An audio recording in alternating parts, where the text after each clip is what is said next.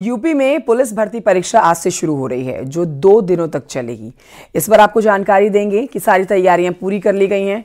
परीक्षा में नकल नहीं हो, इसके लिए जिला प्रशासन ने व्यापक इंतजाम किए हैं। सीसीटीवी की निगरानी में ये एग्जाम्स कराए जाएंगे। कई जगहों पर परीक्षा सेंटर पर जैमर लगाए गए हैं ताकि किसी इलेक्ट्रॉनिक डिवाइस की मदद से नकल नहीं कराई जा सके। पहली बार ऐसा हुआ है कि परीक्षा सेंटर पर जैमर लगाए गए हैं। हम आपको 3 जगहों की इस समय तस्वीरें दिखा रहे हैं। बहराइच, ललितपुर, बुलंदशहर से 3 तस्वीरें।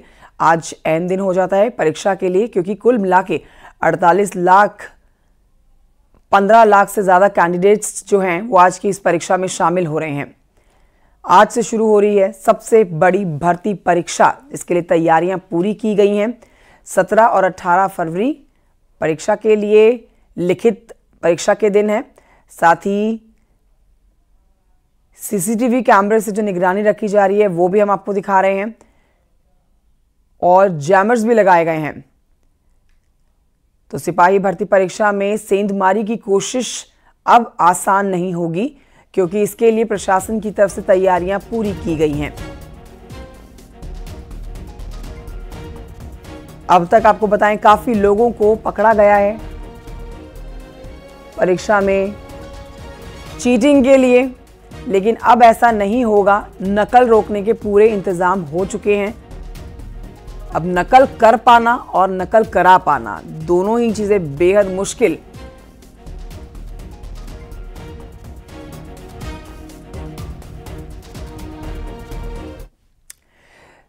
तो सिपाही भर्ती परीक्षा में सेंधमारी की कोशिश, ठगी की कोशिश में 22 गिरफ्तारी की गई है। अलग अलग जिलों में गिरफ्तारी की गई है। पुलिस, क्राइम ब्रांच, एसटीएफ ने इन लोगों को गिरफ्तार किया है। झांसी, वाराणसी, आगरा से गिरफ्तारी की गई है। एसटीएफ की तरफ से गिरफ्तारी हुई है। कौशाम्बी में एसओजी ने गिरफ्तारी की है।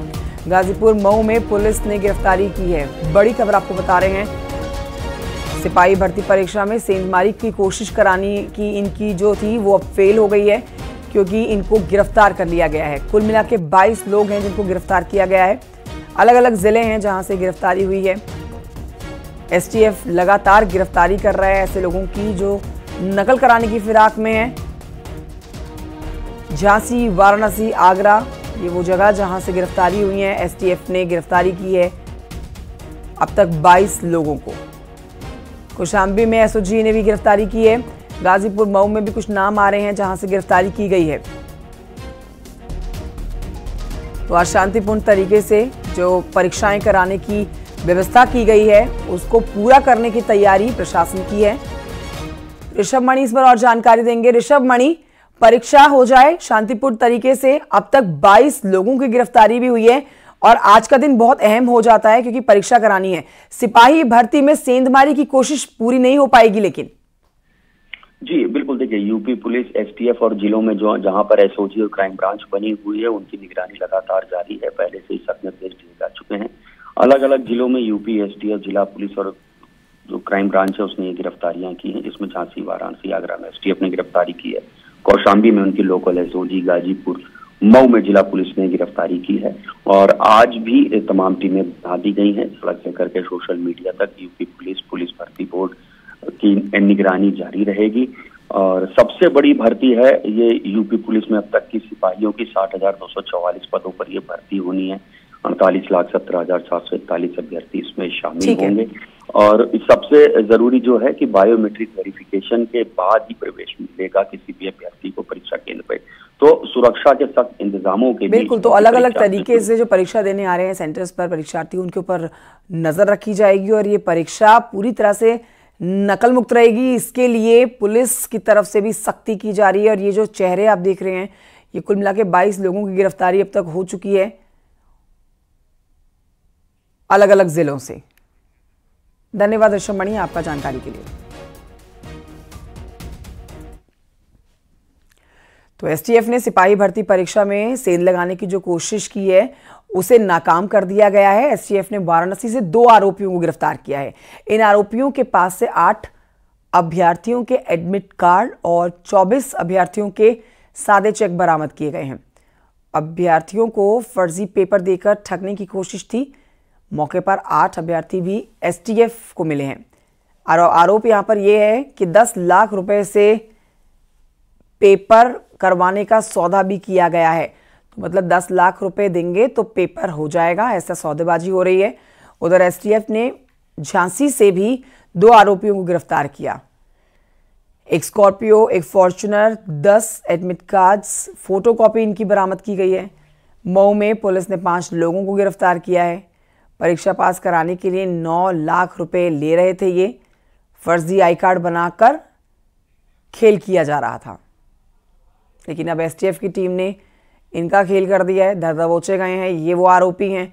अलग अलग जिलों से गिरफ्तारी की जा रही है जो कि नकल कराने की फिराक में लाखों रुपए विद्यार्थियों से वसूल रहे हैं।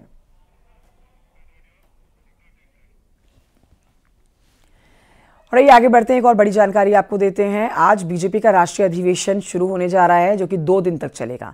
दिल्ली के भारत मंडपम में आयोजित इस बैठक में पार्टी पदाधिकारी शामिल होने जा रहे हैं।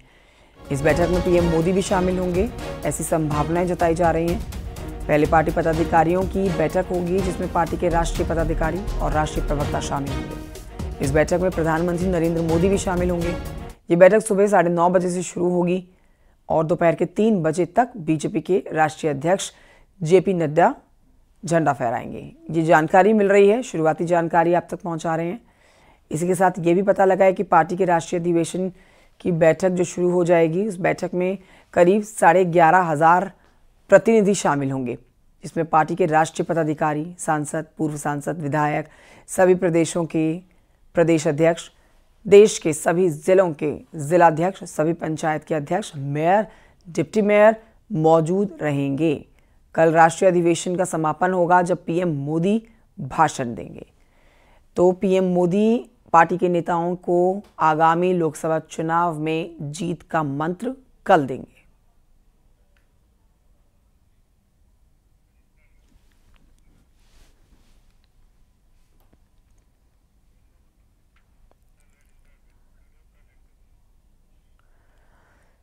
राहुल गांधी की भारत जोड़ो न्याय यात्रा की अब बात करेंगे, जो कि आज चंदौली से वाराणसी में एंटर करेगी। वाराणसी में लगभग सुबह 9 बजे गोलगड्डा में शुरू होगी न्याय यात्रा। 4 किलोमीटर तक रोड शो के रूप में न्याय यात्रा होने वाली है। राहुल गांधी आज रोड शो करने वाले हैं वाराणसी में और दोपहर 12 बजे विश्वनाथ मंदिर में पहुंचेंगे, जहां दर्शन पूजन करेंगे। दोपहर 2 बजे गुदौलिया चौक पर राहुल गांधी लोगों को संबोधित करेंगे। मंडवाडीह चौराहे पर भी राहुल गांधी का स्वागत होगा और स्वागत के बाद राहुल गांधी भदोही जाएंगे।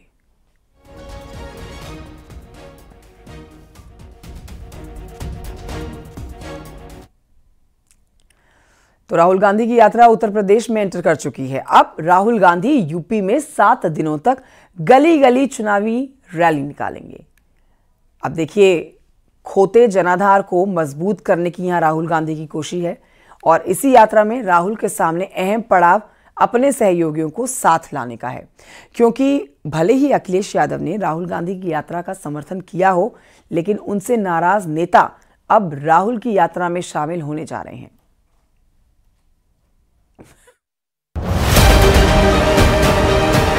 यात्रा का लक्ष्य नफरत के बाजार में मोहब्बत की दुकान खोलनी है।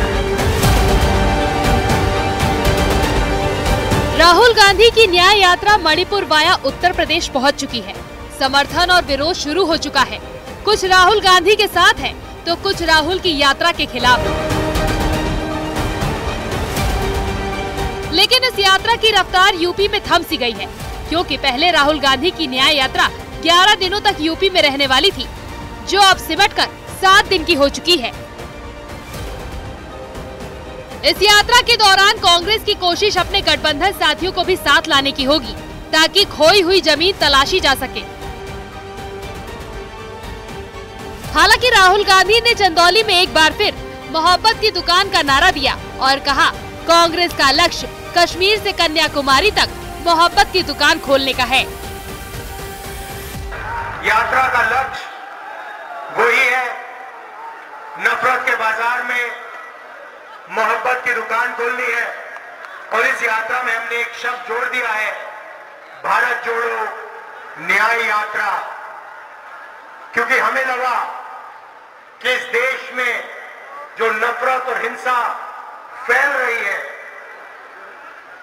उसका कारण अन्याय है। दरअसल जिस तरह पिछले कुछ चुनाव में बीजेपी तेजी से कमबैक कर चुकी है, ऐसे में कांग्रेस के सामने खोते सियासी वजूद को बचाने की चुनौती है। ऐसे में कांग्रेस की कोशिश ज्यादा से ज्यादा सीटों पर चुनाव लड़कर 2009 के परिणाम को दोहराने की है और यही संदेश अब राहुल गांधी अपनी यात्रा के जरिए उत्तर प्रदेश में दे रहे हैं। ऐसे में 17 फरवरी को भारत न्याय यात्रा वाराणसी पहुंचेगी, 18 फरवरी को प्रयागराज पहुंचेगी, 19 फरवरी को भारत न्याय यात्रा अमेठी पहुंचेगी, वहीं 20 फरवरी को अमेठी से होते हुए यात्रा रायबरेली पहुंचेगी और 25 फरवरी पश्चिमी यूपी से यात्रा निकलेगी। यानी राहुल गांधी की नजर जयंत चौधरी की उन सीटों पर भी है जिसे समाजवादी पार्टी गठबंधन में रहने के वक्त आरएलडी को देने वाली थी। अब जब जयंत चौधरी गठबंधन से अलग हो चुके हैं तो कांग्रेस उन सीटों पर दावा ठोक रही है और राहुल गांधी अपनी यात्रा के जरिए पश्चिमी यूपी में भी वोट बैंक की तलाश कर रहे हैं। जब चुनाव आता है तो कोट पर जनेऊ पहन लेते हैं और छद्म भेषधारी लोग हैं, उनके मन में क्या है, दिल में क्या है और चेहरे पर क्या है, कभी भी स्पष्ट नहीं दिखी। जिसने 6 दशक तक देश की जनता के साथ अन्याय किया, उस कांग्रेस पार्टी के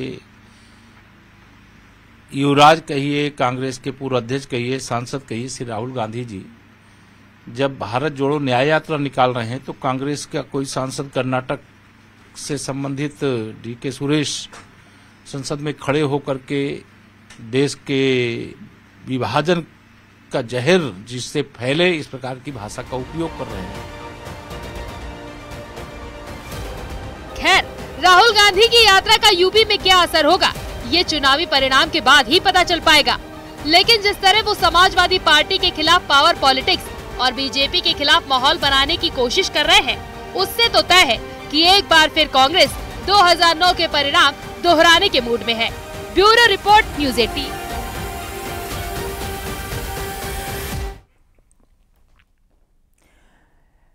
और आइए बढ़ते हैं आगे, आपको बताते हैं यूपी सरकार का एक बड़ा फैसला। किसान आंदोलन के बीच बड़ा फैसला लिया गया है। 6 महीने के लिए हड़ताल पर पाबंदी। आगामी चुनाव को देखते हुए हड़ताल पर पाबंदी लगाई गई है। 6 महीने तक सरकारी कर्मचारी नहीं कर सकेंगे हड़ताल।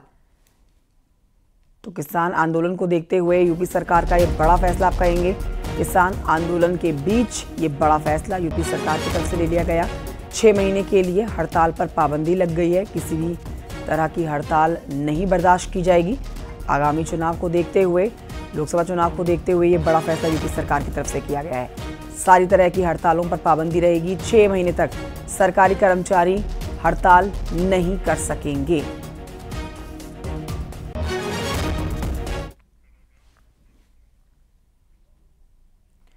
उधर किसान आंदोलन पर यूपी सरकार के कृषि मंत्री सूर्य प्रताप शाही ने बड़ा बयान दिया। उन्होंने कहा कि आंदोलन में शामिल लोग वास्तविक किसान नहीं, ये देश में अर्थव्यवस्था खराब करने वाले और अव्यवस्था फैलाने वाले लोग हैं। ये वो लोग हैं जिन्होंने यूपीए सरकार में किसानों के हित में कोई भी काम नहीं होने के बावजूद कभी कोई आंदोलन नहीं किया था, कभी कोई आवाज नहीं उठाई थी। तो ये देश के सच्चे किसान नहीं हैं। और ये कहना है उत्तर प्रदेश के कृषि मंत्री सूर्य प्रताप शाही का।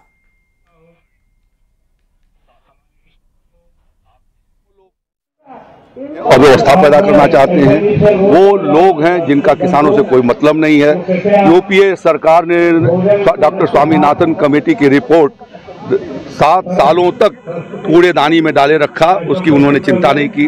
तब तो उन्होंने कभी धरना प्रदर्शन नहीं किया। आज वहाँ से नक्सलवाद की बात की जाती है, खालिस्तान की बात की जाती है, पाकिस्तान की बात की जाती है। हम यहाँ पर हमारे प्रधानमंत्री जी किसान की बात करते हैं।